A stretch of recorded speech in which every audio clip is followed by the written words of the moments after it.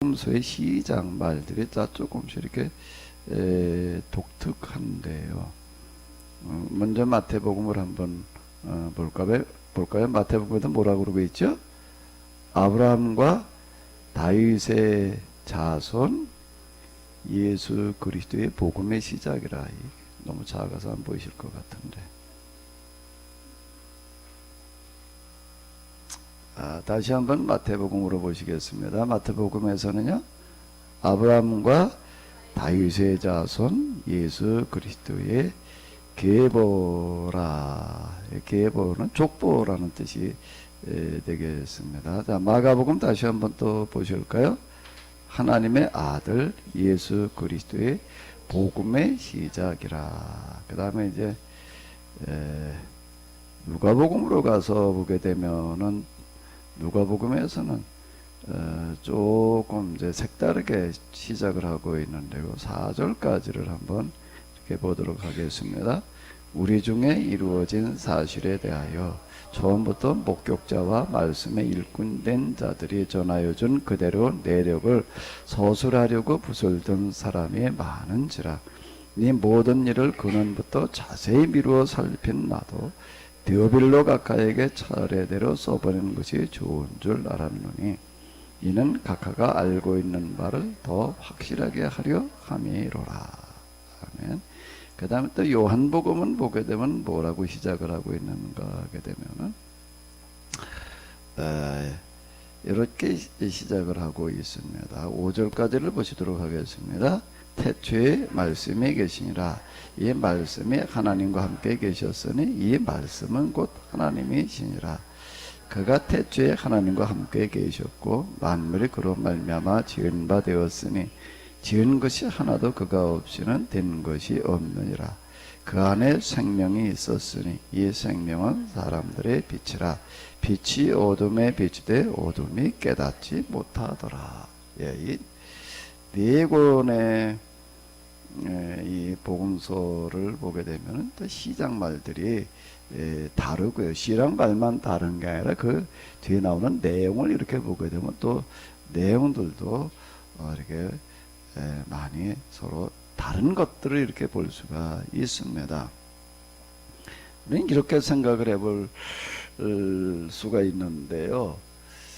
저도 이제 교회 처음 나와가지고 또 성경 처음 읽어 내려가는데 마태복음을 읽고 나가지고서 그 다음에 마가복음을 읽어보니까는요, 그때 제가 이제 처음으로 성경을 읽을 때 느낌은 뭔가 마가복음은 읽을 게 없다고 느껴지는 거예요. 왜요? 마태복음을 읽고 나서 보니까 어떤 거예요?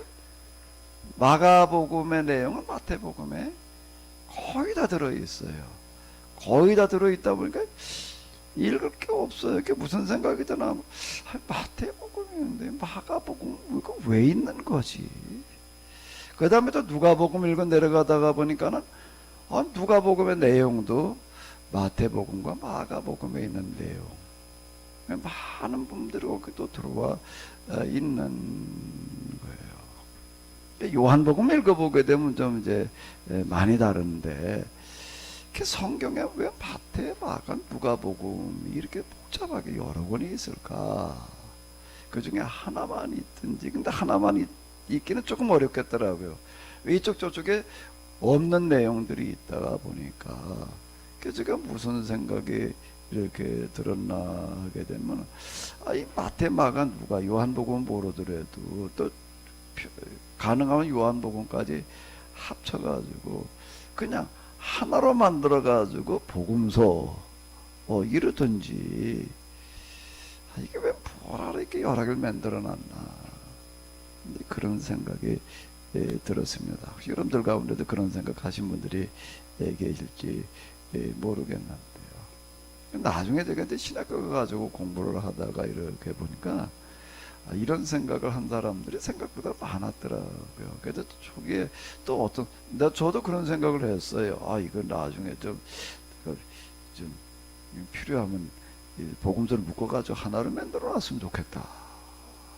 근데 진짜 그런 생각을 아주 초기에 했고 또 그렇게 만들어 놓은 사람도 있었어요. 네 권을 묶어 가지고 하나로 만들어 놨다고요. 디아테사론이라고 하는 어떤 이제 그 책인데요. 그 책 디아라고 하는 거는 이제 통해서라는 뜻이고 테사로는 건데 네 개라는 뜻이 되겠는데 네 개를 다 하나로 묶어놨다. 이제 뭐 그런 뜻이에요. 이제 이거는 이런 책들은 정경화되기 이전에 이제 했던 어떤 나왔던 그런 책들이 되겠는데. 이제 우리가 좀 요 시작을 하면서 이걸 한번 좀 생각해 볼 필요가 있어요. 성경에 왜 마태, 마가, 누가, 요한 네 권을 이렇게 따로따로 이렇게 들어오게 해 놨을까? 이 성경을 오늘의 성경으로 이렇게 결정하는 과정을 정경화 과정 그러는데요. 그 쉽지 않았습니다. 그리고 이 정경화 과정이라고 하는 거는요, 한 400여 년 걸렸어요. 400여 년 정도 걸려가지고 서서히 이렇게 오늘의 신약 성경의 결정이 되어지는데, 그 왜 이렇게 많은 시간이 걸렸냐라고 하게 되면, 많은 시간이 걸리면서 그 로마 제국 내에 있는 수많은 교회들 가운데서 이제 그 전에는 공식적으로 결정해 놓기 이전에는 각 교회마다 이제 쓰는 성경이 조금씩 이렇게 달랐어요.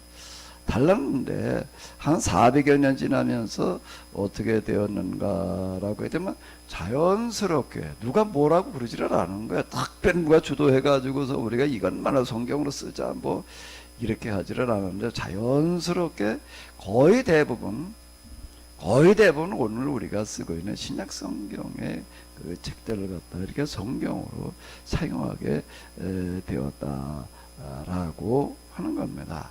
이제 그 중에서 제일 이제 많은 관심과 그리고 이제 논의가 되었던 부분이 뭔가 하게 되면 복음서 중에서 어떤 것을 이제 성경으로 선택할 거냐.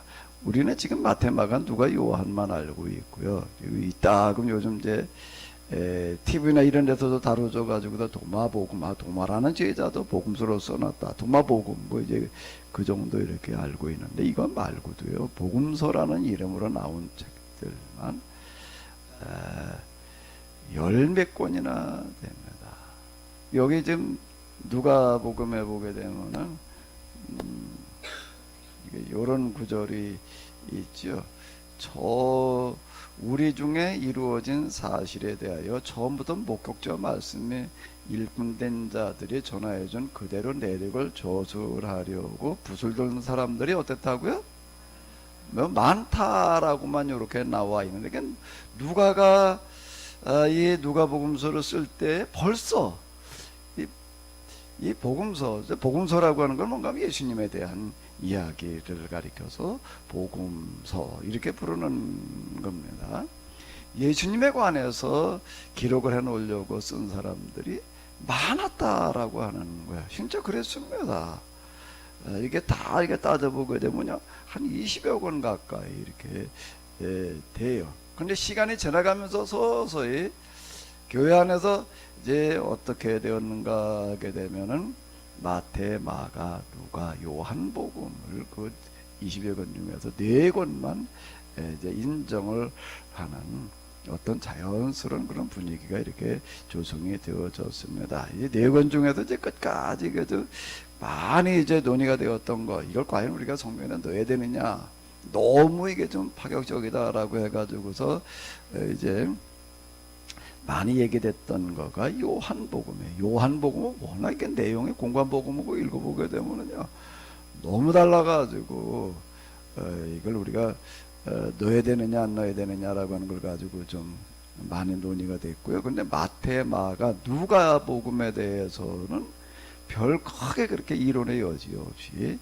이제 복음서로 인정이 되어졌습니다. 근데 이제 교회에서 그러면은, 아까 이제 제가 말씀드린 대로 복음서를 묶어가지고 한 권으로 만드는 그런 일들을 하는 사람들이 이제 이렇게 있었는데, 왜 그렇게 하지 않고 그냥 4권을 다 그대로 성경 속에다가 넣어 놓았는가 라고 하는 어떤 그런 이제 의문이 들어요. 현대에 접어들면서요, 현대에 접어들면서 이 신약 성경에 대해서 정말 많은 연구들을 했습니다. 아마 각 종교마다 경전이 있고 또 세상에 많은 책이 있는데요. 성경 그 중에서도 이 복음서만큼 그렇게 많이 연구한 그런 책이 없을 거예요. 복음서를 이렇게 연구를 하는 이런 사람들은 기독교인들, 특히 신학자들만이 한 게 아니라요, 반기독교인들도 이거 가지고 연구를 많이 했습니다. 기독교인이 아닌 사람들, 그러니까 기독교의 적대적인 사람들도 이거 엄청 연구를 했어요. 복음서를 가지고. 이게 뭐 할 수 있는 방법, 말들 다 나왔습니다. 그 연구 과정도 이렇게 보게 되면은요, 야, 이렇게 수많은 사람들이 이렇게 다양한 게 뭐 접근 안 해본 방법이라고 하는 게 없을 만큼요. 제가 이제 마태복음이라고 하는 책을 이제 좀 쓰느라고 이제 준비 작업을 하고 있는데요. 거기 이렇게 보게 되면 제가 제일 이제 빼놓지 않고 읽는 책 중에 하나가 뭔가 하게 되면은 복음서에 대해서 사람들이 어떻게 연구하고 있는가라고 하는 걸 좀 이제 읽고 있어요. 최근에 복음서에 대해서 이제 어떻게들 연구를 하고 또 무슨 얘기들을 하고 있는가. 이걸 보느라고 이제 책을 갖다가 읽는데 이게 이제 여러 권이 있습니다. 이런 책도. 근데 그 중에 한 권이 제가 읽은 거는 뭔가 페이지가 얼마나 되나 하게 되면 복음서를 요즘 사람들이 어떻게 연구를 하고 어떻게 얘기를 하고 있느냐라고 간단하게 소개하는 어떤 그런 책인데 두께가 900여 페이지나 돼요. 몇 페이지라고요? 900여 페이지. 근데 이거를요, 한 사람이 쓴 게 아니라요, 한 사람이 쓴 게 아니라 한 10명이 썼습니다. 그래서 제가 처음에 의문이 들어요. 아니, 복음서 연구라고 하는 그런 책이라는 거가 이게 무슨 900페이지나 되나? 아니, 그걸 왜 이렇게 또 10명이 책을 하나 쓴다는 게 쉬운 얘기가 아니잖아요. 연합이 달라붙어가지고 그걸 쓰는데, 뭘 하러 이렇게 썼을까? 그래도 서문을 읽다 보니까 제가 이해가 되는데, 뭐라고 거기서 서문에서 얘기를 하냐면, 복음서에서 요즘 어떻게 연구가 되고 있느냐, 어떤 글들이 나오고 있느냐라고 하는 것을 혼자 파악하는 거는 불가능하다는 거예요. 왜 불가능할까요?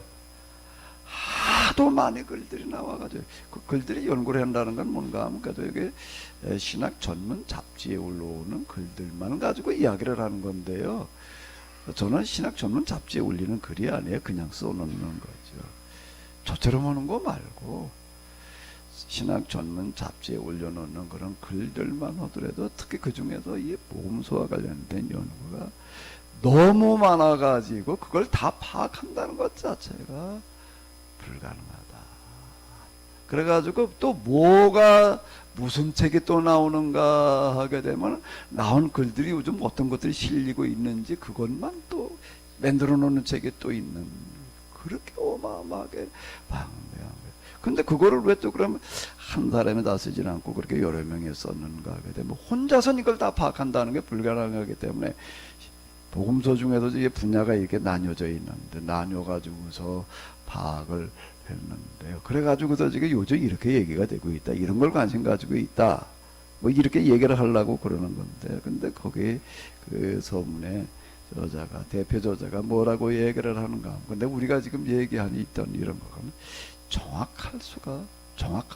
정확하지 않다. 그리고 이걸 정확하게 다 얘기한다는 건 불가능하다. 왜 지금도 계속 쓰고 있는 동안에도 그냥 쏟아져 나오고 있기 때문에 별의별 방법으로 다 연구들을 하고 있습니다. 이 복음서고 짧은 책을 가지고 전 세계에서 그렇게 수많은 사람이 달라붙어 가지고 지금도 그러고 연구들을 하고 있다라고 하는 겁니다. 그런데 여기 이제 반대, 비판적으로 다 이렇게 얘기하는 사람들은 이제 뭘 가지고 트집들을 잡는가 하게 되면은 신약 성경에 있는 내용들은 이건 사실이 아니다. 이제 일단 이렇게 시작하는 거죠. 비판하는 사람, 반대하는 사람들은 그렇게 얘기를 할 거 아니에요. 근데 왜 사실이 아니냐라고 하는 근거를 뭘 가지고서 그렇게 얘기를 하는가 하게 되면요, 똑같은 얘기에 대해서 마태, 마가, 누가, 요한에서 얘기하는 게 서로 다르다는 거예요. 예수님과도 얘기를 하는데 서로 그렇게 다르게 얘기를 하고 있는데 그게 어떻게 사실이냐, 진짜 그게 사실이었다라고 하면 다 똑같이 썼을 거 아니냐, 이제 이런 기본적인 전제를 가지고서 이렇게 이야기들을 합니다. 그런데 요즘도 이제 이거 가지고서 그냥 와 엄청 이제 이 복음서에 대해서 비판적으로 이야기들을 해요. 근데 이런 거는요, 지금만 그런 게 아니라 아주 초기에도 그런 문제가 제기가 됐어요. 이 성경 가운데에서 복음서를 마태, 마가, 누가, 요한으로 이제 이렇게 정할 때에도 그런 문제가 많이 나왔습니다. 그때는 모르는 거 아니에요. 그러면 왜 여기다 하나만 딱 집어넣어놨더라면, 또는 네 개 묶어가지고 어떻게든 하나만 집어넣었더라면 그러면 그런 문제가 얘기가 나올 게 없어요. 예수님의 제자들이 이걸 썼다, 또는 아주 가까운 사람들이 썼다라고 한다면은 내용이 다 같아야 될 거 아니냐, 왜 서로 얘기하는 게 다르냐 말이야. 이제 이런 비판적인 어떤 그런 여지가 이제 충분히 있을 수 있는데요. 근데 초대교회에서 이걸 모르는 게 아니에요. 너무 잘 알았어요. 그런데 내용을 그대로 놓은 거는 왜 그런가 하게 되면은요, 가장 큰 이유는, 제가 지금 여러분들에게 이렇게 이제 1시간 이제 설교를 한 다음에, 오래된 다음에 아니고, 여러분 이따 저 속회 같은 데에서 얘기하시면서 한번 서로 이야기를 나눠보세요. 제 얘기를 여러분들이 똑같이 앉아가지고 똑같이 들었어도 얘기하는 게 똑같을까요? 이해하는 게 같을까요? 달라요. 똑같을 수가 없는 겁니다. 그건 왜 그런가 하게 되면은요, 왜 그렇지요? 듣는 사람들이 다 입장이 달라요. 그러니까 똑같은 사람이 들었다라고 하더라도요, 똑같은 사람이 들어도요, 이걸 이제 녹음을 했다가 한번 이제 들어보세요. 지금 들은 거 지금 직접 들었어요 이제. 그리고 이제 며칠 있다 또 한번 들어보십시오. 그럼 똑같이 들리는가? 전혀 아니에요. 한 달, 두 달 있다가 듣는다라고 하게 되면 또 다르게 들리고요. 제가 또 요즘 이제 읽고 있는 그 책 가운데 하나가 이제 뭔가 하면 이제 그 현대의 아주 유명한 이 사상가들, 주로 이제 철학자들인데, 이제 뭐 우리가 잘 알고 있는, 이름은 잘 알고 있는 칸트, 헤겔, 뭐 기타 등등 다 이제 포함된 어떤 이런 책을 이제 좀 읽어 내려가고 있습니다. 이제 마태복음을 쓰느라고 제가 이런 거 저런 걸 갖다가 읽는데요.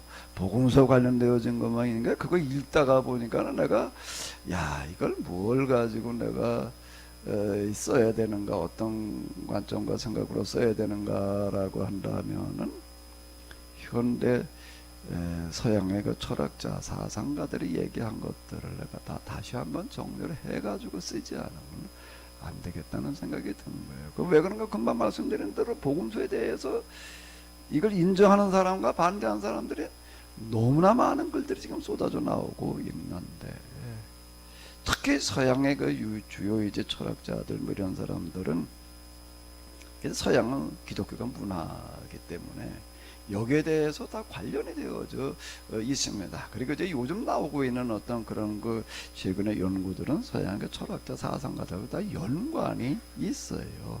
그래서 제가 마태복음을 이제 이렇게 써내려가면서 그냥 요즘 마태복음 내가 흔히 생각하는 것과 이제 조금 다른 시각에서 내가 이렇게 쓰고 있다라고 해서, 그렇게 그 이제 전혀 이제 다른 시각으로 보니까 이제 그 정도나 좀 이렇게 써야지 이렇게 생각을 하다가, 지금 이거저거 읽다가 보니까 좀 생각이 바뀌어가지고, 이제 서양 철학자들과 사상가들을 다 다시 재정리를 해가지고 그런 걸 다 바닥에다 깔고 나가 이제 이걸 끌고 나가야 되겠다. 그래도 요즘 최근에 이제 우리가 이 복음서에 대해서, 또 예수님에 대해서 우리가 어떻게 이해를 하고 어떻게 이제 우리가 말해야 되는가, 이런 시각에서 좀 써보자. 이거 하다가 보니까 이제 좀 판이 좀 커졌어요. 커져가지고 또 요즘 그걸 가지고 이제 요즘 뭐 이제 씨름을 하는데, 뭐 헤겔 이런 사람의 글을 읽어보게 되면은요, 한 줄이요 무슨 소리를 하려고 그러는 건지 이야기가 만만하지를 않습니다. 어쨌든 그런데요. 제가 이걸 읽으면서 이제 하나 요즘 내가 느낀 거는요. 이게 제가 전에 신학교 다닐 때 다 그제 서양 철학사, 문화사 그래가지고 이제 한번 다 그냥 뭐 이거 정리를 해서 그냥 흐름을 다 이렇게 파악해 놨던 어떤 그런 건데. 근데 이제 그러고 난 게 지금도 이제 30년 훨씬 넘은 거예요. 이제 30몇 년 전 얘기인데 40여 년 가까이 돼가는 거 같으네요. 그때 제가 그 유명한 철학자들, 신학자들 뭐 이렇게 읽으면서 그때는 그냥 이 사람이 이런 소리 했구나, 이런 소리 했구나, 그 흐름이 이렇게 흘러가는구나 하다 이렇게 정리하기 바쁘고 그냥 그냥 그랬었는데 그때 읽으면서 제가 느낀 거고요. 그리고 지금 이제 우리 여기 대학원 과정이라고 해가지고 제가 그 운영을 하던 거기에서도 이거 다 했어요. 그것도 몇 년 됐습니다. 몇 년 전에 그걸 이제 쭉 또 다시 어떤 경우는 제가 직접 강의하기도 하고 또 그 분야에 그 교수님들을 불러다가 그래도 어쨌든 다 다루고 뭐 그러고 했었는데 그 몇 년 전이에요. 제가 학교 다닐 때 그렇게 읽고 정리하던 것도 그 몇 년 전에 그 대학원을 제가 운영을 하면서 또 같이 이렇게 하던 거하고요. 지금 또 제가 읽는데 내용은 같은 내용이야. 똑같은 사람이에요. 근데 똑같이 느껴질까요? 전혀 아니에요. 근데 내가 너무나 스스로가 좀 의아했던 건 아니 오래전도 아니고 그 대학원 운영할 때가 지금 몇 년 전인데 아니 그때도 똑같이 이걸 읽었었는데 어떻게 그때하고 지금하고 이렇게 느낌이 다를 수가 있는가? 제가 이제 읽으면서 그런 생각을 이렇게 하는데요. 자, 이 복음서 가운데 왜 마태, 마가, 누가, 요한이 들어있느냐라고 하는 거는요. 이 초대교회 교인들의 어떤 그런 이해와 수준들이 굉장히 높은 거예요. 굉장히 높은 거는 뭔가 하거든 뭘 인정하는 거죠? 예수님에 대한 이해가 뭘 인정한 거예요? 일단은 예수님에 대한 이해가 서로 다를 수 있다는 거를 뭘 한 거예요? 인정하는 거예요.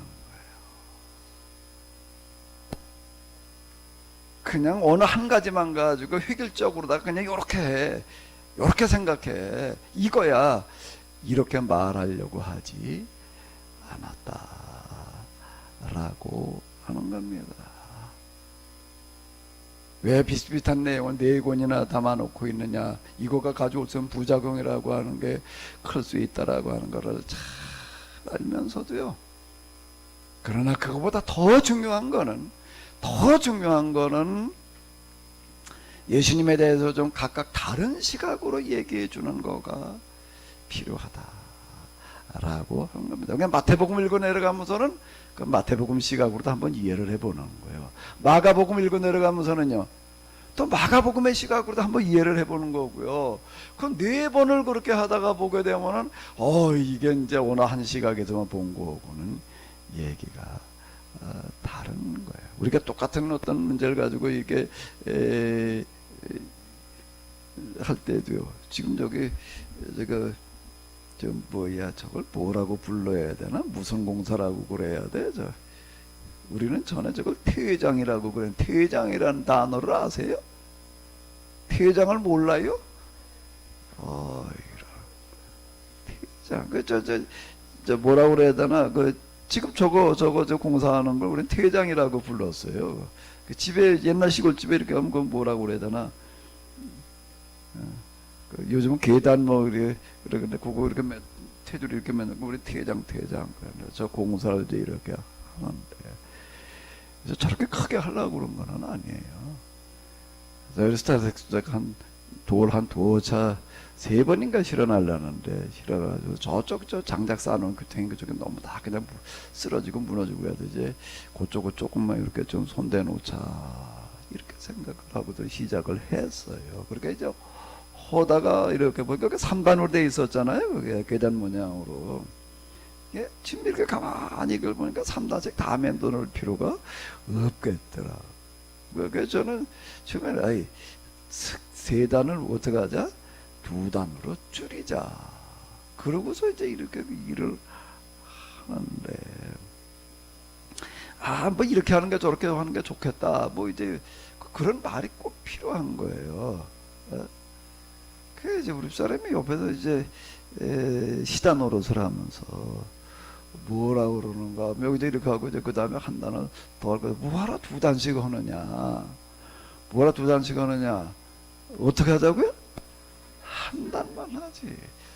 나는 세 단을 두 단으로 줄이자는 것도, 이게 두 단을, 이게 한 단을 버리고 맞아. 그럼 세 개씩 필요하냐. 근데 한 단으로 하면 더 좋지. 그래가지고 제가 생각을 해본 거예요. 가만히 있지. 그래, 한 단.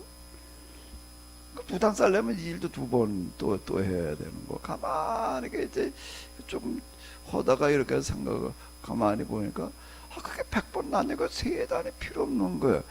두 단도 필요가 없어. 한 단만 해놓으면, 마당도 넓어지고, 일하기도 편하고, 그래가지고 어떻게 되는가 하면 이제, 한 단으로 줄이자. 근데 이제 공부를 하면서 이렇게 보니까 저는 그 대충 갖다 그냥 공부를 제대로 보는 것도 아니고 그래가지고 이제 다 벌어지고 다 주저앉고 이래가지고 또 손대야 되게 생긴 거예요. 그러다 할 수 없이 이제 하다가 그냥 이왕 손댄 거 세 단을 몇 단으로?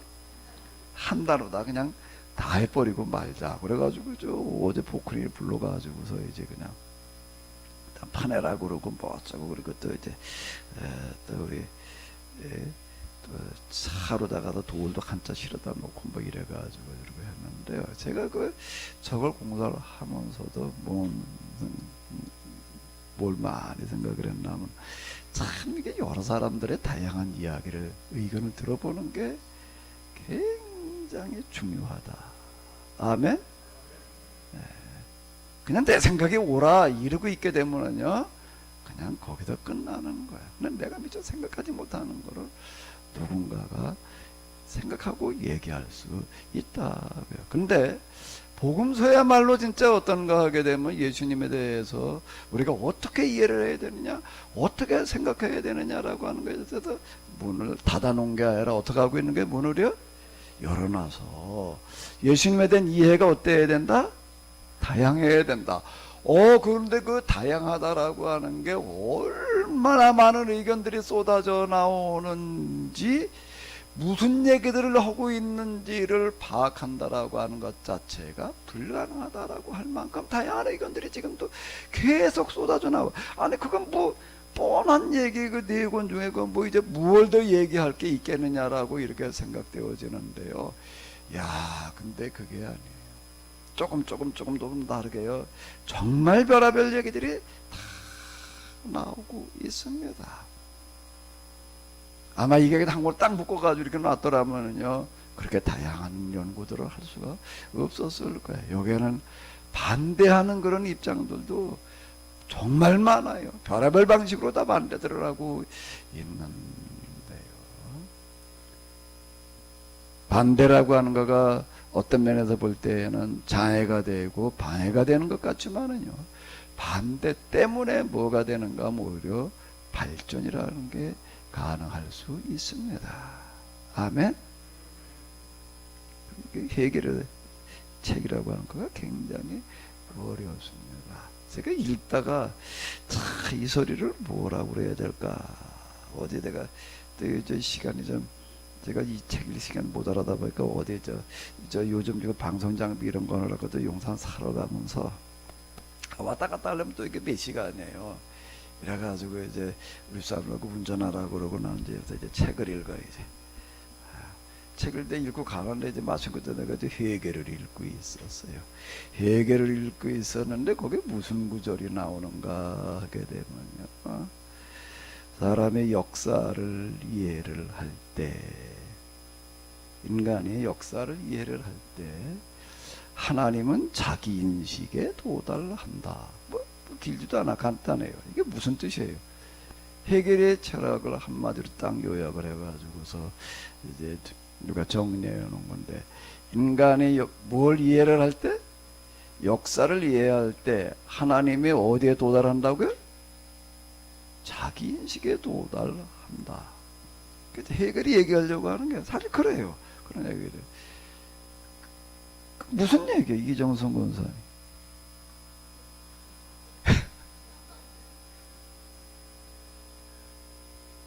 어렵죠. 어려워요. 근데 그 사람 이제 역사 철학을 제시를 해놓는데, 흔히가 잘 알고 있는 변증법이라고 하는 게 있습니다. 정반합인데요. 정이라고 하는 정의가 있게 되면 반드시 뭐가 있는가 하면 뭐가 있다는 거예요.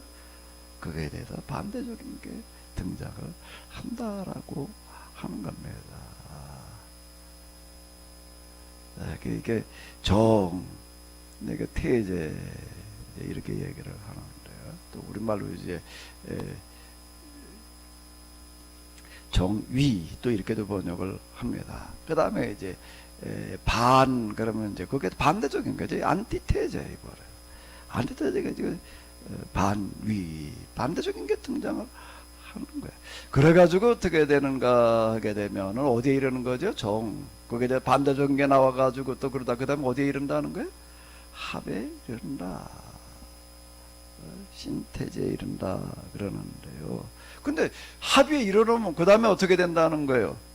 그렇지 아니라 그 다음에 어떻게 되는 거죠? 또 뭐가 등장한다는 거예요?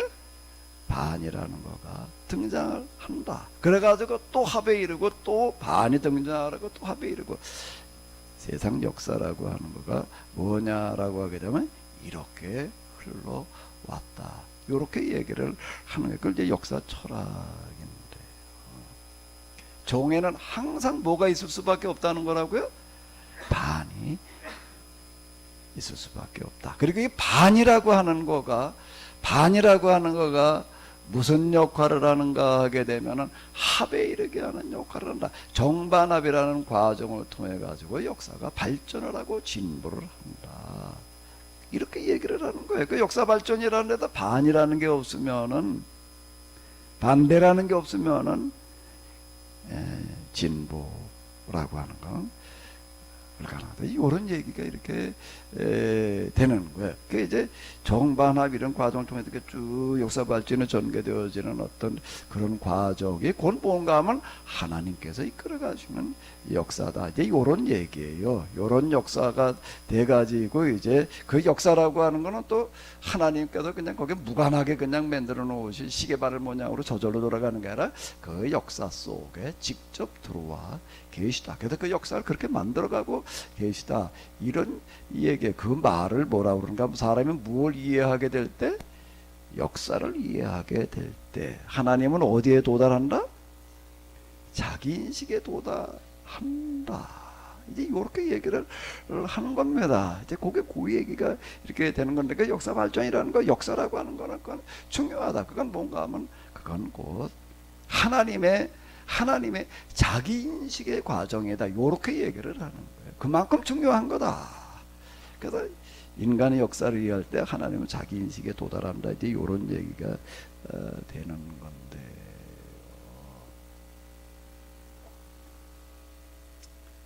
반이라고 하는 거, 반대라고 하는 거는 중요하다. 그런 얘기가 되는 거야.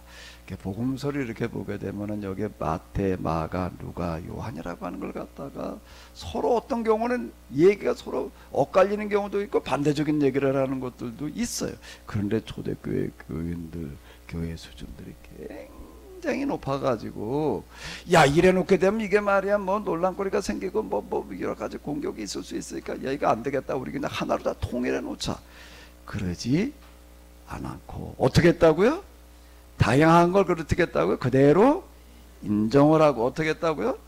받아들였다. 그리고 그 길을 열어놨다라고 하는 겁니다. 그러니까 지금도 그렇게 복음서를 가지고 연구를 하는데 뭘 가지고 연구를 하는 거? 이거와 이거가 또 서로 다르게 얘기하고 그러니까 다르게 얘기하는 거 도대체 무슨 뜻인가? 그게 이렇게 연구가 많아지는 어떤 이런 게, 그게 없었더라면 그 연구를 많이 할 필요가 없었을 수 있다라고 하는 겁니다. 그러니까 우리가 누군가가 나에 대해서 반대하고 또 반대적인 입장에 서 있다라고 하더라도 너무 힘들어하지 마시기 바랍니다. 아멘. 나한테 듣기 좋은 소리, 옳다고 얘기하는 것만이 다가 아니라 나에 대해서 오히려 쓴소리, 반대적인 얘기를 하는 거가 도움이 될 수 있다라고 하는 겁니다. 제가 사실 성경 이렇게 해석을 하고 역사 해석을 나가고 그러는데 저한테 진짜 반대된 건 뭔가 하면 제가 이 얘기한 거에 대해서 좀 반대적으로다가 비판적으로다 얘기해 준 그런 이야기들이요. 저한테 굉장히 도움이 돼서 그건 내가 미처 생각해 보지 못한 부분이기 때문에 그러는데요. 우리가 살아가다 보게 되면은요, 내 입맛에 맞는 것만 있는 거는 아니에요. 입맛에 맞는 것보다 맞지 않은 것들이 훨씬 더 많습니다. 입맛에 맞지 않는 것들은 나에게 필요 없는 게 아니라 입맛에 맞는 것보다 훨씬 더 필요한 줄로 믿습니다. 아멘. 부부가 같이 오신 분들 한번 좀 쳐다보셔. 한번 같이 한번 쳐다봐요. 쳐다봐요 좀. 같이 오신 분들 한번 쳐다보셔. 어때요? 평생 서로 사시면서 맞는 부분이 더 많아요? 맞지 않는 부분이 더 많아요? 소집사님, 결혼해서 살면서 진상 집사님하고 잘 맞는 게 더 많아요? 잘 맞지 않는 게 더 많아요? 잘 안 맞는 게 더 많지요. 그럼 소집사님만 그럴 거겠지요. 예?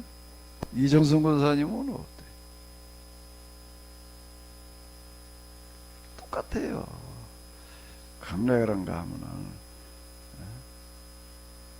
왜 그런가 하면은, 본래 하나님께서 세상을 그렇게 만들어 놓으셔서. 그럼 또 이런 생각, 하나님께서 그런 세상을 왜 그렇게 만들어 놓으시느냐? 왜 그렇게 만들어 놓으시느냐라고 이렇게 얘기를 하는데, 그게 뭔가 하게 되면, 최고이기 때문이에요. 그보다 더 최고는 없기 때문입니다. 아멘? 아멘 하셨어요, 조인석 사모님? 그 조인석 사모님은 최고의 결혼을 하시는 거예요.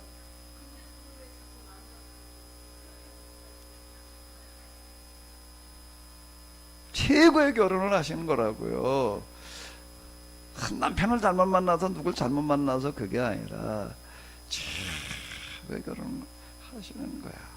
거기에서 뭐가 있을 수 있는가 하게 되면은 성장과 발전이라고 하는 거는 그걸 통해서 가능하기 때문에 그 역사 철학이라고 하는 그 과목이요. 인문학 이런 데에서도 사실 제일 어려운 과목에 들어가요. 역사의 원리를 거기서 얘기를 해야 되는데 역사의 원리를 얘기를 해야 되는데 이건 원리가 자동차 굴러가는 원리, 비행기 날아가는 원리 그것도 쉬운 거는 아니죠. 저 비행기 타고 당기다가 이렇게 보게 되면은 공항에서 이렇게 보게 되면 수시로 내리고 뜨고 그러는 게 이렇게 쳐다보면서 믿기지가 않아요. 야 이렇게 큰 뭐 쇳덩어리 거기에 사람도 수많은 사람이 탔고 짐도 저렇게 많이 실은 저게 안에 저렇게 그냥 공중을 날아간단 말이야. 믿기지가 않아. 원리로는 간단하지. 거기서 뭐 엔진을 내뿜는 뭐 요즘도 프로펠러 비행기들이 아니니까 다 이제 제트 엔진 방식의 제트 엔진이라고 하는 거에서 막 이렇게 뭐 폭발력을 이용해서 내뿜는 추진력이 뭐 어쩌고 저쩌고 날개의 뭐 양력을 이용해 가지고서 뭐 그런 거 원리도 발견을 하고 또 발전시켜 나간다는 게 쉽지 않겠지만 이 역사에 다 그때 있는 온갖 수많은 사건들이 역사의 원리가 뭐냐는 걸 얘기를 하는 거가 역사 철학이에요. 그걸 말한다는 걸 학문 중에서 제일 어려운 학문에 들어가는 겁니다. 근데 그 역사 철학 가운데도 가장 유명한 거가 이제 이렇게 뭔가 하게 되면 어거스틴이 얘기하고 있는 두 왕국설이라고 하는 거고요. 서양에서 나온 것 중에서는요. 그리고 해결의 철학이라고 그 역사철 정반합이라고 하는 어떤 이런 건데 둘 다 얘기하는 건 조금 다르지는 뭐가 있는가 하면 반대라는 게 있다는 겁니다. 두 나라, 두 왕국설이라고 하는 게 그 하늘나라와 세상나라예요. 이 역사라고 하는 건 뭔가 하게 되면 하늘나라와 세상나라의 갈등 관계다 라고 이렇게 얘기를 하고 있는 거예요. 종국에 가서는 근데 하나님 나라가 승리할 거다, 이제 이렇게 얘기를 하는 어떤 이제 이런 건데요. 해결이라고 하는 사람은 조금 다르게 뭔가 항상 정이 있으면 거기에 대해서 뭐가 있을 수밖에 없다는 거예요. 반이 있을 수밖에 없고, 그리고 또 어디에 도달한다는 거예요? 합에 도달한다. 그러면 동시에 또 합을 도달해 끝나는 게 아니라 또 반이라는 게 등장을 하고 또 합에 이르는 거고, 그게 변증법 이렇게 얘기를 하는데, 그러면서 역사 발전이 전개가 되어진다라고, 그 역사의 원리라는 게 그렇다, 이렇게 얘기를 하는 건데요. 자, 지금 복음서에서도 마찬가지입니다. 네 복음서가 들어있는 이유는 여기에다 뭘 인정하는 거라고요? 뭘 인정하는 거라고요? 다양한 의견과 그 다음에 뭐요? 생각을 어떻게 하는 거예요? 인정하는 거예요. 나와가 다르다고 그래가지고 이상하다고 그러면 안 돼요. 조금 한다면 나와 조금 다르면 이상하대. 또 어떤 사람은 뭐라고 그러는가 하면 잘못됐대. 그러면 누가 기준이야? 누가 기준이야? 자기가 기준이 돼버려. 나와 다르면 이상하다 그러면 그 사람이 볼 땐 또 날 뭐라고 그럴까? 그 더 이상하지 뭐. 내가 저 사람 나하고 다르게 또 잘못됐다 그러면 그 사람이 날 볼 때 또 뭐라고 그럴까? 더 잘못됐다고 그러지. 내가 요즘 저 이단들 이렇게 만나게 되면은요, 어떤 거 있다 그러면 이제 만나게 되는 경우가 있어요. 요즘 특히 저 그 신천지 뭐 이런 데가 하도 이제 많이 다니고 뭐 이러고 그러는데 다 이단이라고 그냥 뭐 하고 그러는데, 나는 그 사람들 만나게 되면 먼저 내가 무슨 생각을 가지는가 하면 내 마음속으로부터 이 사람은 이단이야, 잘못된 사람이야라는 생각을 내가 안 가져. 그 생각을 내가 버리고 만나요. 아, 이거 이단이구나 말이야, 또 이거 잘못된 사람들이구나. 내가 그 생각을 안 해. 그리고 그냥 뭐로는 대하는가 하게 되면, 자, 우리 교회가 제대로 하지를 못하다 보니까, 교회가 제대로 하지 못하다 보니까 이렇게 헛고생하는 사람들이 있구나. 그래서 내가 그 사람들 만나게 되면 나는 사실 이게 골치 아픈 또 막 이렇게 나는 생각하지를 않고, 나는 미안한 마음을 가져요. 내가 교회 그래도 특히 목회자 한 사람으로서 잘못하다가 우리가 제대로 하지를 못해가지고 이렇게 되는 사람들을 나오게 하는구나. 그래서 제가 성경 공부 이런 거 하고 그럴 때 뭐라고 그러는가 하면, 그게 아니고라는 말은 절대 쓰지 말아라. 또 그게 아니고라는 말은 쓰지 말고 무슨 말도 쓰지 마는가 하면 그런데라는 말도 가능하나 쓰지 말아라. 그게 아니고라고 하는 건 절대, 누가 얘기를 하는데 그게 아니고 그래 놔버리면 이게 뭐해? 넌 틀렸고 나만 맞다, 이런 얘기가 돼버리니까 그런 거는 없는 거예요. 그리고 상대방이 진짜 말도 안 되는 얘기를 할 수도 있어요. 하는 사람 많아요. 그런데도 불구하고 그게 아니고라고 우리가 말해서 그 사람의 입장에서는 진짜 그렇게 생각을 하는 거예요. 그 사람의 입장에서는 정말 그렇게 생각을 하고 있기 때문에 그 사람의 입장과 생각이라고 하는 거 우리가 인정을 해줘야지 그 다음이 전개가 되는 거지요. 거기에 대해서 그냥 딱 그게 아니야 일어나 버리게 되면 끝나는 얘기가 되는 건데, 복음서는 그게 아니고라고 말하지 않습니다. 다양한 게 문을 열어놓고 있어요. 아까 말씀드린 대로 요한복음은 공간복음마다 얘기하는 거하고 달라도 너무 달라. 그래가지고 이거 논란의 여지가 많았어요. 얘기가 달라도 이게 너무 다른데 말이야. 이걸 아예 이게 도대체 비슷한 내용을 가지고 있는 것도 거의 없어요. 순한 이야기 빼놓고 나가지고서는요, 성전 종화시키시는 이야기, 예수님께서 무리로 걸어가시는 이야기, 그리고 또 하나가 뭔가 하면 오병이의 이야기 이외에는요, 예수님께서 하신 일들 가운데서 똑같은 얘기가 아예 없어요. 이거 너무 다른데 이걸 어떻게 할 거냐. 그러니까 논란의 여지가 많았다고요. 그런데 어떻게 했다고요? 너무 다르지만 그러나 요한복음에서 얘기하는 예수님은 너무 다르기 때문에 또 그만큼 중요하다. 아멘을 안 하시네. 아멘? 너무 다르기 때문에 어떻다고요? 그만큼 더 중요할 수 있는 겁니다. 그래서 요한복음을 넣었어요.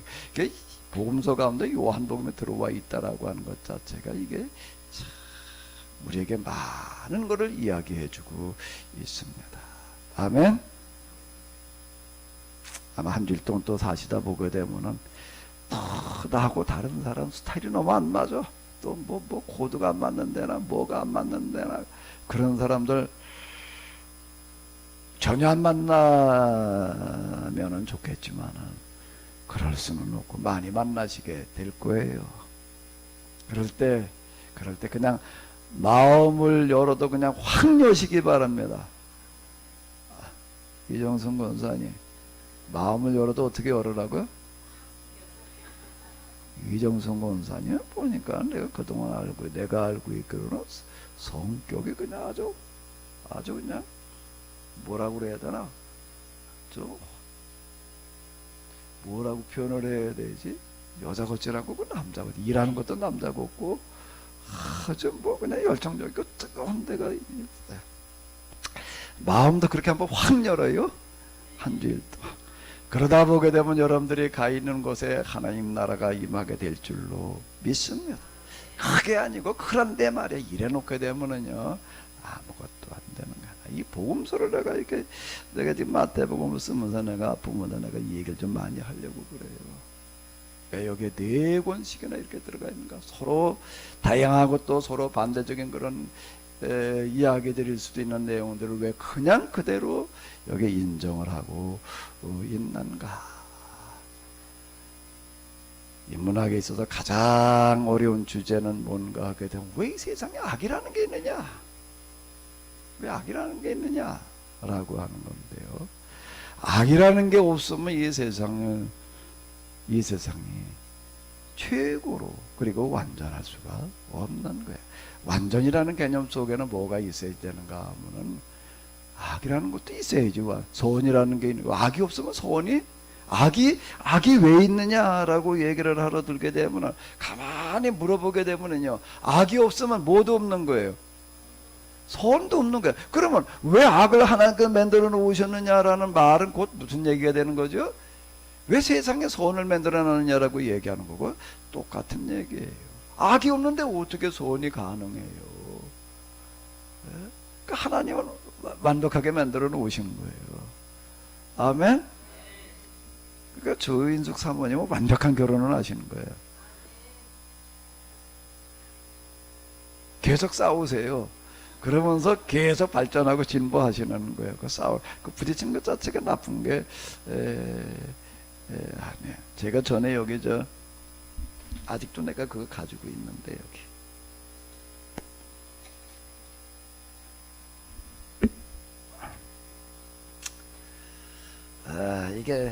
이게 뭔가 하게 되면 이게 뭐예요?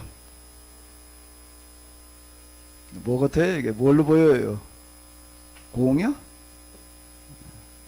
또 이건 뭘로 보여요? 요거는 백반석이라고 하는 돌로 만들어 놓은 거고요. 요거는 대리석입니다. 대리석이에요. 자, 어제 다시 한번 얘기를 해봐요. 이게 뭘로 보여요? 공으로 보인다고요? 돌인데 저한테는 뭘로 보이는가 하게 되면 영성으로 보입니다. 뭘로 보인다고요? 영성으로 보여요. 왜 그러냐? 저는 이게 맥반석 이거 때문에 쫓아다니다 보니까 그 사람 사무실에 가니까 이게 있어요. 그 다음 맥반석가 가로도 있고 거기 몇 가지 이거저거 별의별 걸 다 만들어 놨더라고요. 정수기도 이렇게 만들어 놓고 그냥 여러 가지가 있는데 그 중에 하나가 이게 있는데 내 눈에 그 중에도 이게 제일 눈에 들어오는 거예요. 이 사람한테 내가 물었어요. 이걸 보니까는 집어넣고 보니까는 완전히 동그란 거예요. 이게 어디 일거리는 데가 없어요. 너무 신기한 거야. 아니 이걸 어떻게 동그랗게 이렇게 깎지? 이거를 돌을 단단하면 돌을 갖다가 조금 더 하면 깨지고 그러는데 이걸 무슨 데가 이렇게 깎을까 싶어가지고 제가 물어봤어요. 이게 동그랗게 뭘로 어떻게 깎냐? 그랬더니 이 사람이 뭐라 그러냐면 깎는 게 아니래. 깎는 게 아니라 돌린대. 뭘 한다고요? 무슨 소리냐 그랬더니 이거를 깎는 게 아니라 돌을 그냥 대충 뚝뚝 잘라가지고 레미콘 차 있지요? 레미콘 차 있잖아요. 레미콘 차가 이렇게 보게 되면은 콘크리트 싣고 갈 때 뒤에 그 둥그런 레미콘 그 콘크리트 통이 어떻게 해요? 왜 돌아갈까요? 그냥 있으면 가라앉아가지고 밑에가 굳어지니까. 그러지 말라고 이렇게 슬슬 돌리면서 갑니다.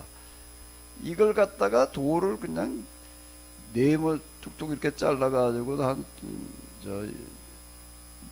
거기다 갖다 집어넣는다는 거예요. 레미콘 차 통에다 갖다 집어넣는데요.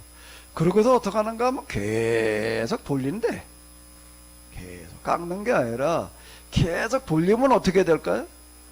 계속 돌리면 어떻게 될까요? 서로 부딪혀. 뭐가 부딪힐까요?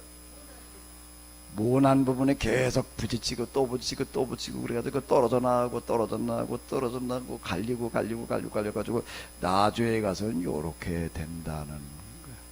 내가 그 소리를 딱 듣는 순간 귀가 번쩍해가지고 그거 좀 나 좀 꼭 달라 그랬어.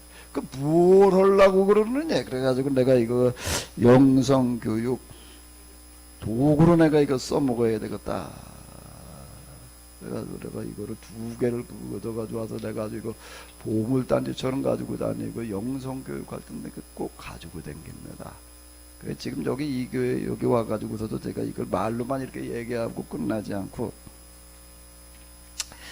그 레미콘 차 통을 하나 내가 또 모형을 만들어 적이 있어요. 만들어서 저 깡통을 갖다가 이제 여기다 이게 돌리는 것까지 이렇게 해놨는데 그거 어디 갔어 그거. 그거 저 영성교육할 때 내가 들고 다녀야 되는데 거기다 갖다 이런저런 돌멩이 생긴 놈을 갖다가 들였다 돌리면 어떻게 될까요? 엄청 시끄러워. 이게 그냥 뭐 서로 부딪히는 뭐 소리가 그냥 뭐 깡통 깨져 그냥 시끄러워. 근데 그 시끄러운 소리는 무슨 소리라고요? 영성이 수련되고 있는 소리야. 시끄러운 소리는 무슨 소리라고요? 영성이 수련되는 소리야. 그러면 이렇게 완전히 이제 동그래지고 나면 그 다음에는 어떻게 될까요? 그렇게 부딪히는 소리가 나는 게 아니에요. 부딪히는 소리가 그 다음에는 안 나는 거예요.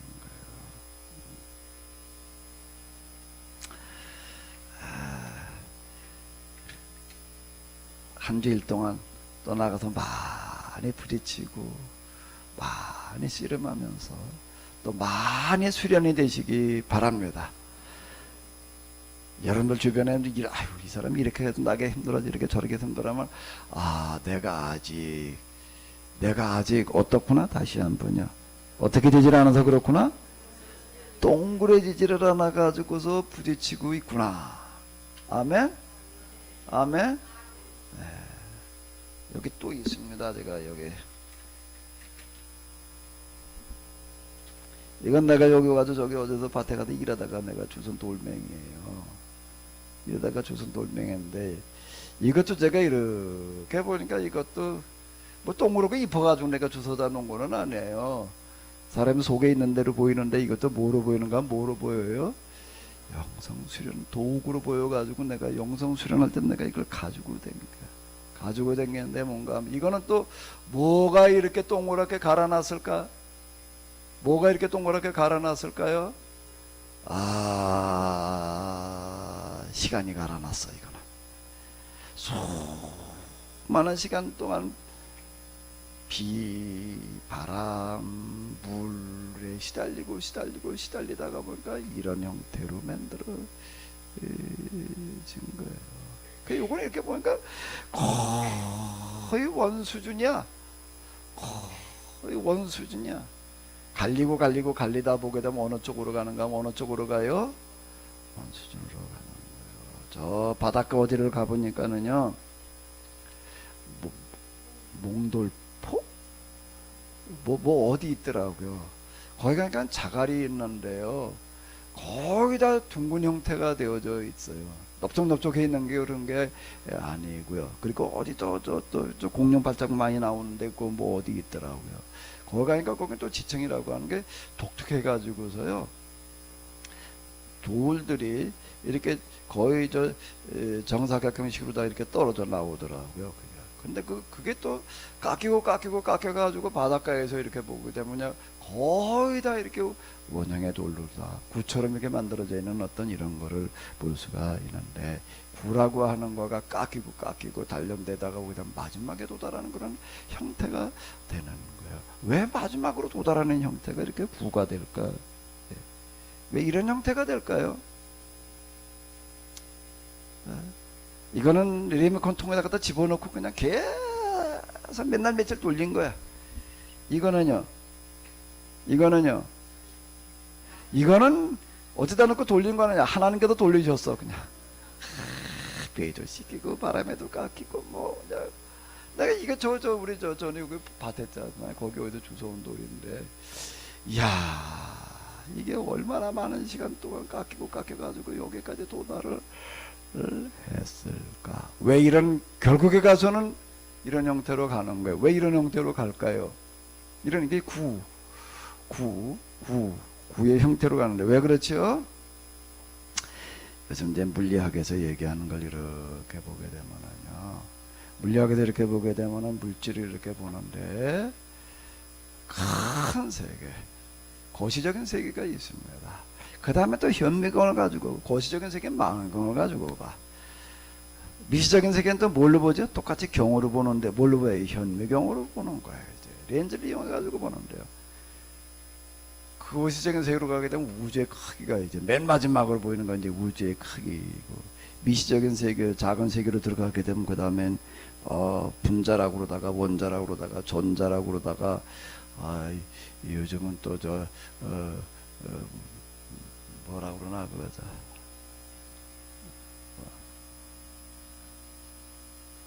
이제 컴퓨터가 이제 뭐 무슨 컴퓨터 나온다고 그러는데, 전자 그 다음 미시가 뭐죠? 이종호 장로님 갑자기 단어가 생각이 안 나. 양성자. 양성자 세계로 들어가고 그러는데, 거시적인 세계로 가든지 양성적인 이 미시의 세계로 들어가도 똑같이 도달하는 게 있습니다. 모든 물질은 뭘로 되어 있다는, 어떤 형태라는 거죠? 구의 형태라는 겁니다. 구의 형태예요. 지구가 어떤 형태일까요? 네모일까요? 세모일까요? 넓적할까요? 태양은요? 달은요? 모든 천체가 다 구의 형태가 되는 거예요. 구의 형태예요. 제가 이 영성 강의를 하는데 이거 꼭 가지고 된 거예요. 이거는 지구에 이렇게 생겨먹었을 뿐만 아니라 온 우주의 원리이고요. 우주의 원리일 뿐만 아니라 무슨 원리예요? 이게 물질의 세계로 들어가니까 큰 걸로 가면은 뭐 작은 데로 들어가면은 물질의 세계뿐만 아니라 물질의 세계에서만 그런 게 아니에요. 어떤 세계, 비물질의 세계, 저기 정신의 세계,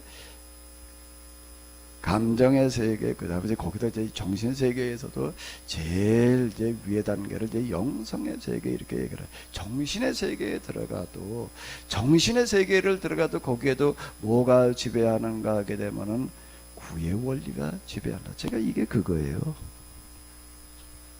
이걸 얘기하려고 하는 어떤 이런 거가 뭔가 하게 되면 이게 영성 훈련 도구야, 이게. 저희 교회 처음 오는 사람들은요, 이렇게 뜨거워가지고 보니까 여기 뭐가 걸려있어요? 십자가 뭐 다 좋은데 강단에 뭐가 있나면 이게 있는 거야. 또 이게 뭐가 있어요? 또 이제 이게 꼭 묻습니다. 이건 뭐냐? 그럼 제가 그 영성 설명 도구다. 그 무슨 소리를 하는 거야? 완전히 이 사람은 손문답 하는 줄 알아요. 이게 뭘 얘기하는 거예요? 영성, 정신세계 보이지 않는 비물질의 세계로 들어갔을 때 거기에 지배하는 원리가 바로 이 구의 원리다. 이걸 가지고 제가 이렇게 설명을 하려고 그러는 건데요. 그 원리로, 그 원리, 큰 원리로 이렇게 보게 되면은 뭐가 여기에다 우리가 찾아볼 수 있는가 하면 한번 다시 한번 얘기해 보시기 바랍니다. 따라해 보시기 바랍니다. 마태. 그 다음에 뭐라고요? 마가. 그 다음에 뭐예요? 누가. 그 다음에 뭐예요? 요한. 그건 뭘 말하는 거라고요? 이게야말로 영성의 원리야. 영성의 원리예요. 마태가 얘기하는 거고 마가가 얘기하는 거, 누가 요한이니까 서로 이게 달라요. 다른데 왜 다르다라고 하는 걸 여기는 그대로 남겨놓고 있는 거예요. 왜? 다르지 않음이라고, 다름이라는 게 없다라고 한다면, 다르지 않게 되면은요, 발전과 진보와 성장이라고 하는 거는 없는 거예요. 어린아이들 키워보시게 되면 어제 오늘이 똑같아요? 달라요? 똑같으면 곤란한 거예요. 똑같은 애들이 있습니다. 계속 발육의 성장이 정지된 애들이 있어요. 그건 정말 심각한 거예요. 그건 심각한 병이에요. 다른 거를 이상하게 받아들이지 마시기 바랍니다. 한 주일 동안 나가셔서 어떻게 하시는가 하면은 복음서 방식대로 사세요. 복음서 방식이라는 게 뭐라고요? 마태, 마가, 누가, 요한의 방식이겠네요. 자, 마태복음에서는 그러면 뭐라고 얘기를 하는가 하게 되면은 이렇게 얘기를 하고 있습니다. 한번 읽어보세요. 아브라함과 다윗의 자손 예수 그리스도의 세계. 왜 이렇게 얘기를 하고 있는가 하게 되면은요, 이제 마태라는 사람은 유대인들을 대상으로다가 예수님을 이제 이야기하는 사람인데요. 어떻게 했나 하면 그 사람들에게 맞춰서 얘기를 하는 거예요. 유대인들에게 관심은, 그 당시 관심은 뭔가 하게 되면은, 메시아가 우리에게 올 텐데, 하나님께 메시아를 보내신다고 그랬는데 메시아가 언제 나올까? 올 생각하는 사람들이야. 근데 그 사람들에게 뭐라고 얘기를 했는가 하면, 아브라함과 다윗의 자손이라고 하는 이런 말이 우리는 잘 느껴지지를 않는데요. 우리는 잘 느껴지지를 않는데, 유대인들이 이 구절을 딱 이렇게 보게 되면 예수님은 누구야? 아브라함과 다윗의 자손이야. 그럼 이 세상에 오실 메시아를 누구라고 불렀는가 하면 다윗의 자손이라고 이렇게 불렀습니다. 그래서 뭐라고 얘기를 하는 건가? 유대인들에게 이렇게 얘기를 하는 게, 예수님이 바로 당신들이 그렇게 오랜 동안 기다려오던, 오랜 동안이라는 건 얼마를 얘기를 하는 거? 500여 년을 얘기를 하는 건데, 500여 년 동안 기다리고 있던 메시아가 바로 예수님이다. 요 얘기가 되는 거예요. 이게 첫 시작에 가장 중요한 걸 가지고 지금 얘기를 하는 거. 우리는 그렇게 잘 느껴지지 않지만은요, 아브라함이 이삭을 낳고 거기다 족보 얘기 나오니까 이게 무슨 얘기야 그러지만, 그 당시 사람들에게는 이게 엄청난 이야기였어요.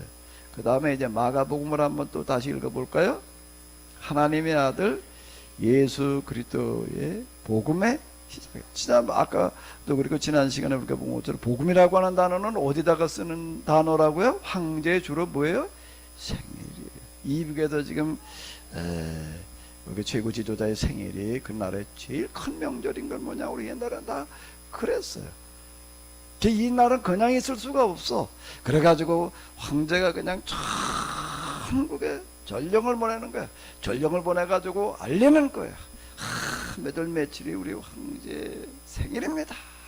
알리고 돌아다니까 그냥 있으면 안 되고 알려야지. 그걸 어떻게 그냥 줘. 그리고 또 뭐를 요한계시록 복음이라고 부르는가 하면, 나라가 망하느냐 흥하느냐, 이제 이런 갈림길에 서 있는 거가 이제 전쟁이에요. 국지적인 전쟁이 아닌 전면전이 붙었을 때는 나라가 망할 수도 있고 승리할 수도 있는데, 여기도 지금 이제 망하는 거야. 근데 우리가 이겼습니다. 이건 또 그냥 있을 수가 없어. 전국에 알려야 되는 거야. 이거 그냥 두면은 안 되는 그런 이야기들, 그걸 가리켜서 유한겔론이라고 그러는데 그걸 복음이라고 그러는 거야. 그러면 여기 다시 한번 이렇게 보게 되면은, 뭐가 진짜 복음인가 하면, 마가복음에서는 뭐가 진짜 복음이라고요? 하나님의 아들 누구의 이야기?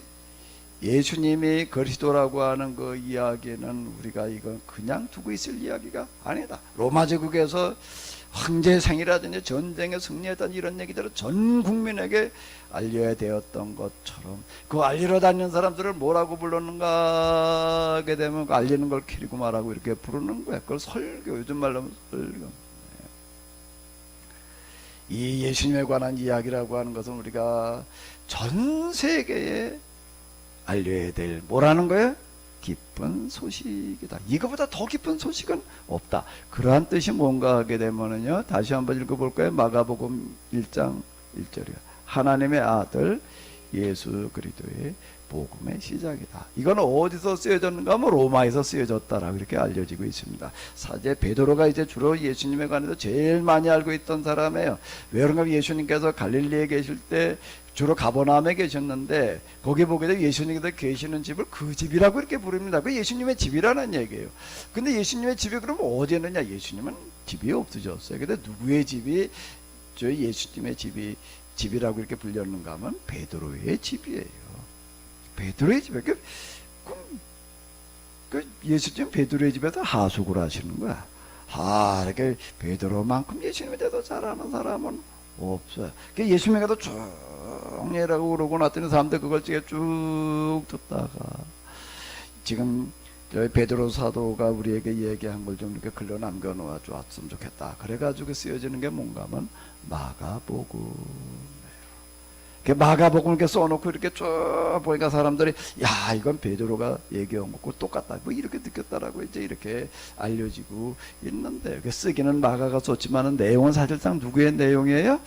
예수님을 가장 잘 알고 있었던 베드로의 이야기인데, 그런데 여기서는 뭔가 하면 예수님에 관한 이야기는 우리가 그냥 혼자만 알고 있어서는 안 되는 이야기, 반드시 온 세상에 알려야 될 그런 이야기다. 이렇게 얘기를 하는 그런 말씀이 되겠습니다.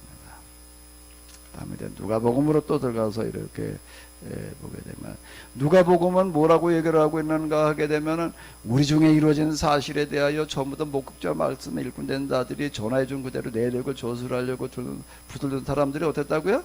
많았다. 그래서 나도 이거를 자세히 관심을 가지고 쭉 그러고 있었는데 어떻다고요? 있었는데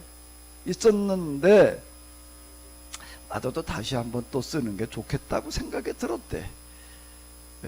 왜?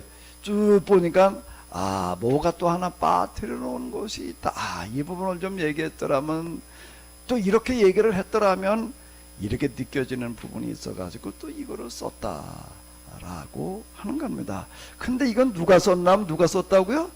누가복음은 누가 썼는지는 외우기가 너무 쉬워. 누가복음은 누가 썼어요?